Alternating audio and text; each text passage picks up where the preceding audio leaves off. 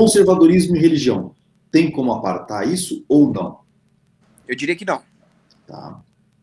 Eu diria que o direito natural. Não é impossível. Existe direito natural fora da religião? Não se definiria. Tem um filósofo que... Eu sou católico, mas eu vou citar um filósofo protestante, porque ele tem excelentes debates contra... que é o William Lane Craig. E ele diz muito bem, se não existisse Deus, toda a filosofia moral da humanidade não passaria de um artifício da biologia evolutiva, onde as sociedades humanas tentariam se preservar enquanto espécie. A filosofia moral do homem, no sentido de proteger a sociedade contra maus feitores e propiciar uma certa prosperidade material, ela não seria diferente da carapaça de um tatu. Seria só um artifício bioevolutivo. E se eu, como indivíduo, acho que a minha melhor chance de sobrevivência é agir de forma antiética, eu também não estaria sendo diferente de um filósofo moral que tenta criar uma sociedade aprazível. São só artifícios. Rodrigo, você fez cara de quem não viu a frase do presidente da Argentina, você viu? Eu vi. Tá. É que acho que travou a internet, você travou numa cara de quem não ficou meio em dúvida. Não. Ô, Paulo, deixa eu te perguntar uma coisa. Essa definição que você deu sobre conservadorismo, em última instância, não é muito diferente do que um libertário pensa, né? É que existem muitas vertentes do libertarianismo e algumas delas, lamentavelmente, rejeitam as ideias conservadoras. Então, existem libertários, mas aí não seriam intelectuais libertários, mas seria o senso comum libertim, por assim dizer. Sim. Você fala, por exemplo, você não deve se entupir de droga. E ele responde, você está querendo impor regra na minha vida. Eu não estou querendo impor nada, eu estou falando que se entupir de droga não é algo virtuoso. E ele tem certeza que você está querendo dar uma de governo na vida dele. E eu ia falar justamente sobre isso. Há uns dias atrás eu conversei com uma pessoa e ela disse, virei libertário porque eu não quero ninguém mandando em mim. Mas não é assim que funciona. Isso não tem nada a ver com ser libertário ou não. Isso tem a ver com estar revoltado com os seus pais, sei lá, com alguma coisa assim. Então, o sujeito desse não pode nem procurar um emprego, porque ele vai ter um chefe.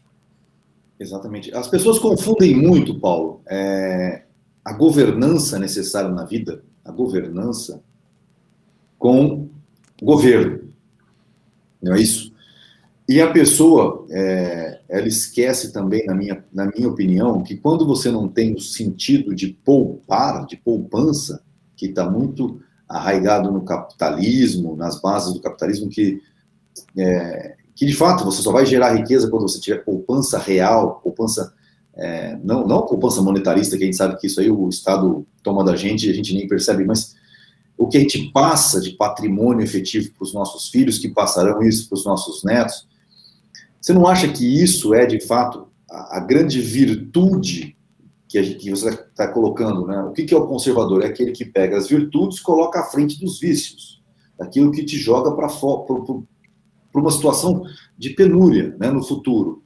Quem se rende aos vícios, se rende ao prazer momentâneo e, obviamente, que vai pagar um preço por isso.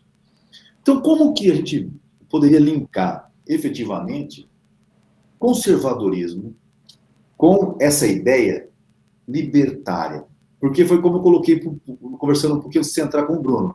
Poxa, dá uma impressão de libertarianismo ser uma coisa tão revolucionária para a mente atual das pessoas criadas na social-democracia, que elas se arraigam do ser conservadora, né?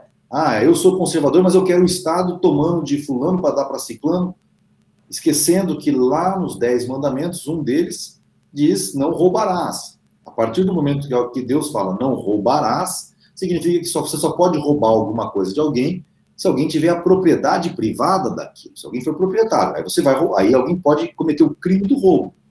E com isso, institui-se a propriedade privada dentro do aspecto religioso. Como então linkar essas duas coisas, sendo que no mundo de hoje, social-democrata, eles muitas vezes se denominam conservadores? Então, os libertários têm que entender uma coisa. Muitos deles citam o mandamento não matarás, não roubarás, que corresponde, né, ao 5º e ao 7º mandamento.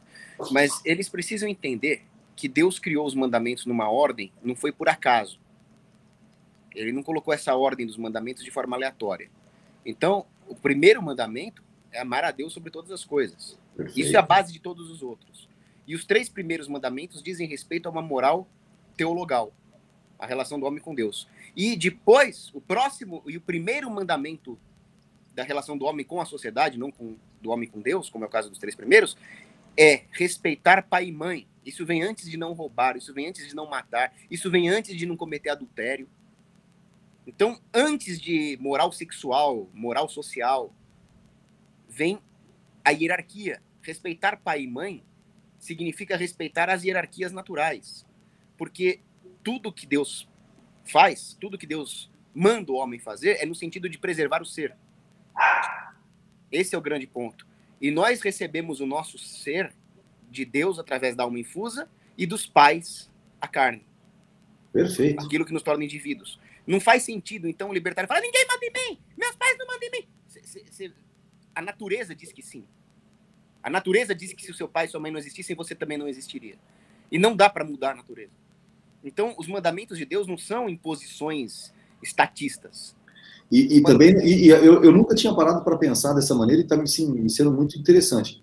Existe realmente uma ordem, de fato, e você colocando que, né, honrar pai e mãe, me coloca uma das coisas importantes de que é justamente você, aquela pessoa, eu sempre costumo dizer assim, nós, austríacos, conservadores, assim, uma coisa eu sei que são diferentes das coisas, mas nós que temos assim, um sentido em que a virtude se prevalece aos vícios, que a gente tem muita abertura para isso hoje, a gente sempre pensa o seguinte: um homem precisa trabalhar e poupar para passar para a próxima geração, mas antes de mais nada, ele precisa ser um bom pai, instruir seus filhos. Por quê?